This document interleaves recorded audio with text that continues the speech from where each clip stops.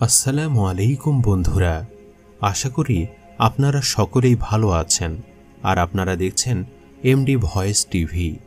প্রিয় দর্শক, আজকের এই ভিডিওতে আমরা আলোচনা করব যে কিভাবে শিশু হযরত ইসমাইল আলাইহিস সালামের পায়ের আঘাতে জমজম কূপ সৃষ্টি হয়েছিল এবং মক্কার ধুধু মরুভূমিতে কিভাবে জনবসতি গড়ে উঠেছিল সে সম্পর্কে একটি বিস্ময়কর সত্য ঘটনা, যা শুনে আপনি বিস্মিত হয়ে যাবেন। তাই পুরো ঘটনাটি বুঝতে ভিডিওটি একবারে শেষ পর্যন্ত দেখবেন। হযরত ইব্রাহিম আলাইহিস সালামের দুইজন স্ত্রী ছিলেন, একজনের নাম সারা এবং অপরজনের নাম হাজেরা আলাইহিস সালাম। হাজেরা আলাইহিস সালামের এক পুত্র সন্তান ছিল, যার নাম ইসমাইল আলাইহিস সালাম। একদা মহান আল্লাহ তাআলার পক্ষ হতে আদেশ এলো, হে ইব্রাহিম, তুমি তোমার স্ত্রী হাজেরা এবং পুত্র ইসমাইলকে নিয়ে মহান আল্লাহ তাআলার উদ্দেশ্যে বেরিয়ে পড়ো এবং তাদেরকে মক্কার এক নির্জন প্রান্তে রেখে এসো। মহান আল্লাহ তাআলার এই আদেশ আসবার সঙ্গে সঙ্গে হযরত ইব্রাহিম আলাইহিস সালাম তার স্ত্রী এবং পুত্রকে নিয়ে বেরিয়ে পড়লেন। হযরত ইব্রাহিম আলাইহিস সালাম দুজনকে নিয়ে সাফা ও মারওয়া পর্বতের মাঝে পৌঁছে গেলেন। সেখানে তখন কোনো মানুষের বসবাস ছিল না। হযরত ইব্রাহিম আলাইহিস সালাম তাদেরকে কিছু খেজুর এবং একটি পানির পাত্র দিলেন। এরপর তিনি ফিরে যেতে লাগলেন। হযরত হাজেরা আলাইহিস সালাম ইব্রাহিম আলাইহিস সালামের হাত ধরে বললেন, আপনি আমাদেরকে এভাবে ফেলে কোথায় যাচ্ছেন? এখানে না আছে কোনো খাবার, না আছে কোনো থাকার জায়গা, আমরা এখানে কিভাবে থাকব? হাজেরা আলাইহিস সালামের কথা শুনে ইব্রাহিম আলাইহিস সালাম চুপচাপ ছিলেন। হযরত হাজেরা আলাইহিস সালাম বারবার জিজ্ঞেস করতে লাগলেন, কিন্তু ইব্রাহিম আলাইহিস সালাম তারপরও চুপচাপ ছিলেন। এরপর হযরত হাজেরা আলাইহিস সালাম জিজ্ঞাসা করলেন, এটি কি আল্লাহ তাআলার হুকুম? তখন ইব্রাহিম আলাইহিস সালাম হ্যাঁ সূচক মাথা নাড়লেন। তখন হযরত হাজেরা আলাইহিস সালাম বললেন, যদি মহান আল্লাহ তাআলার এটি হুকুম হয়ে থাকে তবে তিনি নিশ্চয়ই আমাদের হেফাজত করবেন। এরপর হযরত ইব্রাহিম আলাইহিস সালাম সেখান থেকে চলে আসলেন আর তিনি মহান আল্লাহ তাআলার কাছে দোয়া করলেন, ইয়া মহান আল্লাহ তাআলা, এখানে না কোনো খাবার আছে, না কিছু পান করার মতো আছে। আমি আমার পুত্র ইসমাইল এবং আমার স্ত্রী হাজেরাকে সেখানে রেখে এসেছি সম্পূর্ণ আপনার ওপর ভরসা করে। হে আমার আল্লাহ তাআলা, আপনি তাদেরকে খাবার এবং পানি পান করার ব্যবস্থা করে দিন, যাতে তারা আপনার শুকরিয়া আদায় করতে পারে।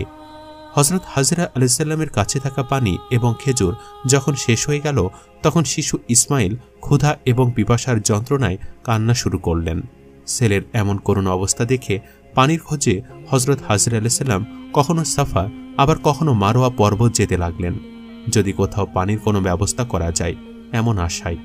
এইভাবে তিনি সাফা মারওয়া পর্বতের মাঝে দৌড়ে এসে পুনরায় তিনি ইসমাইল আলাইহিস সালামের কাছে আসতেন।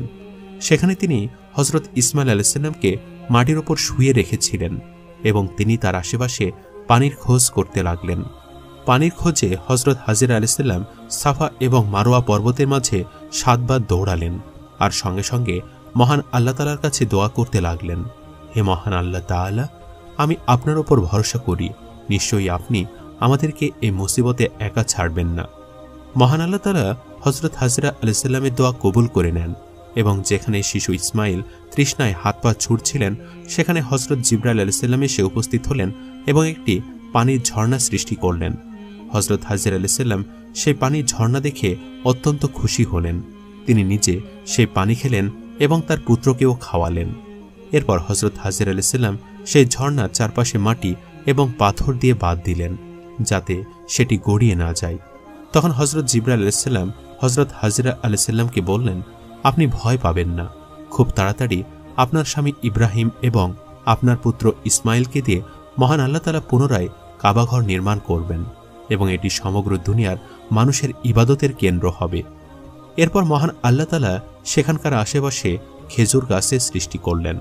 হযরত হাজেরা আলাইহিস সালাম সেই খেজুর খেলেন এবং পানি পান করে মহান আল্লাহ তাআলার শুকরিয়া আদায় করলেন। পানি এবং খেজুরের কারণে সেখানে পশু পাখিরাও আসা যাওয়া শুরু করে।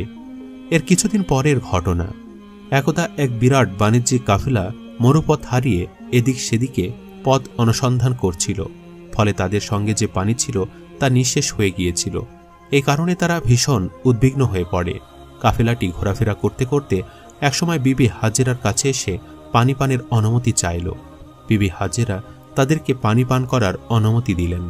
অতঃপর তারা বলল, হে মাননীয়া, আপনি অনুমতি দিলে আমাদের মশকগুলো পানিতে ভরে নিয়ে যেতাম এবং আপনাকে এর মূল্য প্রদান করতাম। তখন হাজেরা আলাইহিসসালাম বললেন, তোমরা তোমাদের প্রয়োজন মতো বা ইচ্ছামতো পানি তুলে নিয়ে যাও। এটা মহান আল্লাহ তাআলার রহমতের পানি, এতে সকলেরই অধিকার রয়েছে। এই পানির বিনিময়ে আমাকে কিছুই দিতে হবে না। কাফেলা লোকেরা হাজেরা আলাইহিসসালামের কথায় খুব খুশি হয়ে গেল এবং তারা কূপ থেকে পানি তুলে তাদের মশকগুলো পরিপূর্ণ করে নিল। জমজম কূপ থেকে যে পানি নির্গত হচ্ছিল তা কূপের চারিদিকে বাঁধ দেওয়া সত্ত্বেও কিছু পানি চতুর্দিকে ছড়িয়ে পড়ল। ফলে ওই স্থানগুলো স্বাভাবিকভাবেই উর্বর হয়ে গেল এবং যথেষ্ট পরিমাণে বৃক্ষলতা উৎপন্ন হতে লাগল। কিছুদিনের মধ্যেই এই স্থানটি মরুদ্যানে পরিণত হল। তারা সেখানে বসতি স্থাপনের জন্য প্রলুব্ধ হয়ে গেল। তাই তাদের মধ্যে অনেকেই হাজেরা আলাইহিসসালামের কাছে হাজির হয়ে বলল, হে মাননীয়া, আপনি সম্মত থাকলে আমরা এখানে বসতি স্থাপন করে বসবাস করব। এখানকার জমি খুবই উর্বর, এ জমিতে চাষাবাদ করব এবং এখানে যে ফসল উৎপাদন হবে তার 1/4 আমরা আপনাকে প্রদান করব, আর আমাদের এই উপকারের জন্য আপনাকে উত্তম বাসগৃহ নির্মাণ করে দিব। এ বিষয়ে আমরা আপনাকে আরও প্রতিশ্রুতি দিচ্ছি যে যদি অনুগ্রহ করে আপনি আমাদের এই প্রস্তাবে রাজি হন, তাহলে আমরা এখানে যা কিছুই করি না কেন সবকিছুতেই আপনার অনুমতি ও উপদেশ গ্রহণ করব, আর আপনার অনুমতি ছাড়া আমরা কখনোই কিছু করব না এবং আপনাকে আমাদের মায়ের মতো মান্য করে চলব।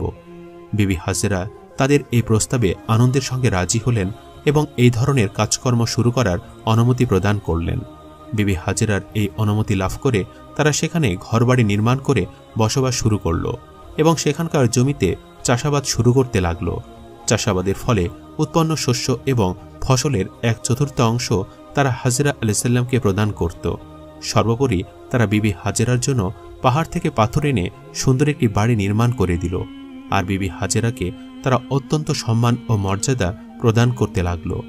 সেখানকার জমি খুবই উর্বর ছিল বিধায় অল্প দিনের মধ্যেই সেখানে প্রচুর ফলমূল এবং শস্য উৎপন্ন হতে লাগল।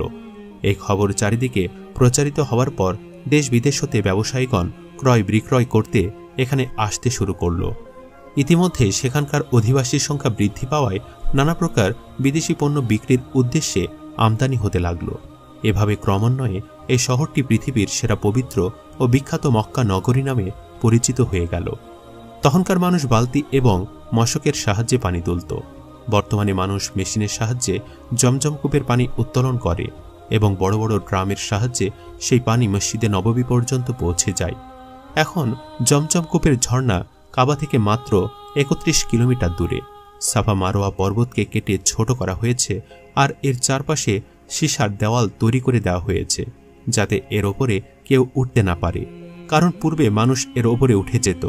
বর্তমানে সাফা এবং মারোয়ার মাঝে একটি রাস্তা করা হয়েছে যেখান দিয়ে হজরত হাজেরা আলাইহিসসালাম দৌড়ে হজরত ইসমাইল আলাইহিসসালামের কাছে আসতেন। এই কারণে এখানে সবাই দৌড়ে যায়। সাফা এবং মারোয়াতে দুটি রাস্তা, একটি রাস্তা বৃদ্ধদের জন্য যাতে তারা তাদের হুইলচেয়ার অথবা ইলেকট্রিক কার ব্যবহার করে তাদের 7 চক্র পূরণ করতে পারে। জমজম কুয়ায় বর্তমানে 2টি মোটর লাগানো, একটি পপ 1 এবং অপরটি পপ 2। পালা করে 24 ঘন্টা একটি মোটর এবং 24 ঘন্টা অন্যটি চলে।